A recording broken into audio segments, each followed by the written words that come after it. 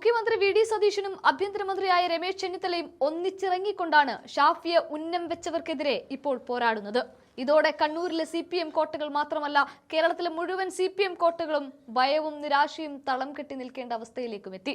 നേർക്കുനേർ നിന്ന് പോരാടാൻ പറ്റുന്ന ഒരു പ്രതിപക്ഷ നേതാവ് പോലും തങ്ങളെ ഇനി സംരക്ഷിക്കാനില്ല എന്ന് കഴിഞ്ഞ ദിവസങ്ങളിൽ പോലീസ് നേതാക്കളെ ഓരോരുത്തരെ അറസ്റ്റ് ചെയ്തതിലൂടെ ഈ സഖാക്കൾക്ക് മനസ്സിലായതുമാണ്.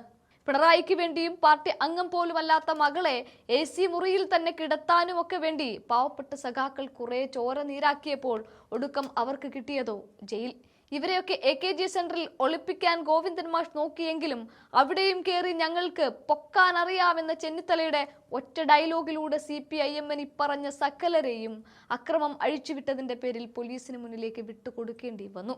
ഇപ്പോഴിതാ തലങ്ങും വിലങ്ങും മുന്നിൽ നിന്നും മൂന്ന് ഭാഗത്തു നിന്നും CPM കടുത്ത അടി കിട്ടിക്കൊണ്ടിരിക്കുകയുമാണ്. ഭരണകൂടത്തിന് കയ്യിലാണ് ഇന്ന് പോലീസ്. ആ പോലീസ് സംവിധാനം നിയമം അതിന്റെ വഴിക്ക് സഞ്ചരിക്കാൻ കൂടി തുടങ്ങിയതോടെ പാർട്ടി അണികളും സൈബർ പോരാളികളും ഒരുപോലെ അന്തം വിട്ടു നിൽക്കുന്ന കാഴ്ച കൂടി ഇന്ന് കേരളത്തിന് കാണാൻ സാധിക്കുന്നുണ്ട്. ഈ മൂന്നംഗ പ്രഹരത്തിൽ ഏറ്റവും മാരകമായി മാറിയിരിക്കുന്നത് വടകരയിൽ തെരഞ്ഞെടുപ്പ് കാലത്ത് രാഷ്ട്രീയ ലാഭത്തിനു വേണ്ടി കെട്ടിച്ചമച്ച കാഫിർ സ്ക്രീൻഷോട്ട് വിവാദം തന്നെയാണ്.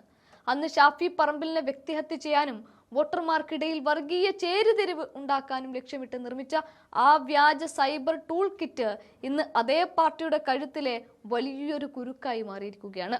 ആഭ്യന്തരമന്ത്രി രമേശ് ചെന്നിത്തലയുടെ കർശന നിർദ്ദേശപ്രകാരം രൂപീകരിച്ച 7 അംഗ പുതിയ പ്രത്യേക അന്വേഷണ സംഘം അഥവാ SIT കേസ് ഏറ്റെടുത്തതോടെ കാര്യങ്ങൾ കീഴ്മേൽ മറിയുകയുമാണ്.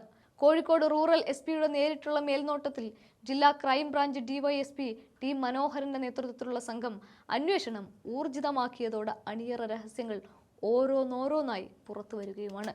മുൻപ് കേസ് ഒതുക്കിത്തീർക്കാൻ നോക്കിയ പ്രാദേശിക പോലീസിന്റെ കള്ളക്കളികൾ ഹൈക്കോടതിയും മജിസ്ട്രേറ്റ് കോടതിയും പൊളിച്ചടുക്കിയിരിക്കുന്നു. അമ്പാടിമുക്ക് സഖാക്കൾ, റെഡ് സ്റ്റാർ വോളണ്ടിയേഴ്സ് തുടങ്ങിയ ഇടത് സൈബർ ഗ്രൂപ്പുകളിലൂടെയാണ് ഈ വർഗീയ സന്ദേശം പ്രചരിച്ചത് എന്ന് മുൻപ് കണ്ടെത്തിയിരുന്നുവെങ്കിലും അതിന്റെ യഥാർത്ഥ ഉറവിടം മൂടിവെക്കാൻ പാർട്ടിക്ക് സാധിച്ചിരുന്നു. അന്ന് ചോദ്യം ചെയ്യലുകളോട് സഹകരിക്കാതെ അണികൾ ധാർഷ്ട്യം കാണിച്ചപ്പോൾ പഴയ പോലീസ് അവർക്ക് കുട പിടിച്ചങ്ങനെ നിന്നു. എന്നാൽ പുതിയ SIT ഡിജിറ്റൽ തെളിവുകളിലേക്ക് ആഴ്ന്നിറങ്ങുന്നതോടെ ഞെട്ടിക്കുന്ന വിവരങ്ങളാണ് പുറത്തു വരുന്നത്. കുറ്റ്യാടിയിലെ ഒരു മുൻ ജനപ്രതിനിധിയുടെ കുടുംബത്തിന്, അതായത് പാർട്ടിയുടെ ഏറ്റവും വിശ്വസ്തരായ ഒരു കുടുംബത്തിന് തന്നെയാണ് ഈ വ്യാജ സ്ക്രീൻഷോട്ട് നിർമ്മിച്ചതിലും അത് പുറത്തുവിട്ടതിലും നേരിട്ടുള്ള പങ്കുണ്ട് എന്ന ശക്തമായ സംശയമാണ് ഇപ്പോൾ നിലനിൽക്കുന്നത്. അന്വേഷണം സുതാര്യമായി മുന്നോട്ട് പോകുന്നതോടെ കോഴിക്കോട്, കണ്ണൂർ ജില്ലകളിലെ പല പ്രമുഖ സൈബർ തലവന്മാരുടെയും പ്രാദേശിക നേതാക്കളുടെയും കൈകളിൽ വിലങ്ങ് വീഴുമെന്നതും ഉറപ്പു തന്നെയാണ്. എന്നാൽ CPIM മേൽ വീഴുന്ന അടികൾ വടകരയിൽ മാത്രം അവസാനിക്കുന്നില്ല. ഇതിനോടൊപ്പം തന്നെയാണ് ആലപ്പുഴയിലെയും തിരുവനന്തപുരത്തെയും സംഭവങ്ങൾ പാർട്ടിയെ കൂടുതൽ പ്രതിസന്ധിയിലേക്കാക്കുന്നത്. ആലപ്പുഴയിൽ ജനങ്ങൾ വലിയ ദുരിതത്തിലായ സാഹചര്യത്തിൽ ദുരിതാശ്വാസ പ്രവർത്തനങ്ങളിലും രക്ഷാപ്രവർത്തനങ്ങളിലും ഉണ്ടായ കടുത്ത ഭരണപരമായ പരാജയങ്ങളും വീഴ്ചകളും പാർട്ടിക്ക് വലിയ തിരിച്ചടിയായിട്ടുണ്ട്. ദുരന്ത മുഖത്തുപോലും ജനങ്ങളെ സഹായിക്കുന്ന തരത്തിൽ രാഷ്ട്രീയം കലർത്താനും സ്വന്തക്കാരെ തിരികെ കയറ്റാനും പ്രാദേശിക CPIM നേതൃത്വം ശ്രമിച്ചു എന്ന ആക്ഷേപവും ശക്തമാണ്. ഇത് സാധാരണക്കാരായ ജനങ്ങൾക്കിടയിൽ വലിയ ജനരോഷത്തിനും കാരണമായിട്ടുണ്ട്. കാലങ്ങളായി തങ്ങളെ പിന്തുണച്ചിരുന്ന ജനങ്ങളെപ്പോലും ഭരണകൂടത്തിന്റെ പരാജയങ്ങൾക്കെതിരെ പരസ്യമായി രംഗത്ത് വരുമ്പോൾ, ഇപ്പോഴത്തെ പ്രതിപക്ഷത്തിന്റെ എതിരെ രംഗത്ത് വരുമ്പോൾ അതെങ്ങനെ നേരിടണമെന്നറിയാതെ പ്രാദേശിക ഘടകങ്ങൾ വലയുകയുമാണ്. ഇതിനെല്ലാം പുറമെയാണ് തലസ്ഥാന നഗരിയായ തിരുവനന്തപുരത്ത് കേന്ദ്ര ഏജൻസിയായ ED ഉദ്യോഗസ്ഥർക്ക് നേരെ ഉണ്ടായ ആക്രമണം. പാർട്ടിയുടെ ഉന്നതരുടെ അഴിമതികളും കള്ളപ്പണ ഇടപാടുകളും പുറത്താകുമെന്ന ഭയത്താൽ ഔദ്യോഗിക റെയ്ഡിനെത്തിയ ഉദ്യോഗസ്ഥർ പ്രാദേശിക പാർട്ടി ഗുണ്ടകളെ ഉപയോഗിച്ച് തടയുകയും കയ്യേറ്റം ചെയ്യുകയുമാണ് ഉണ്ടായത്.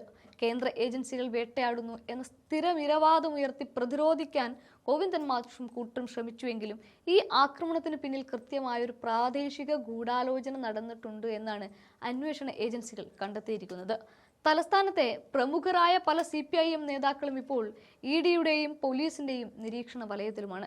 ഇവരെ വരും ദിവസങ്ങളിൽ ചോദ്യം ചെയ്യാനും അറസ്റ്റ് ചെയ്യാനും ഒക്കെയുള്ള നീക്കങ്ങൾ അണിയറയിൽ സജീവവുമാണ്.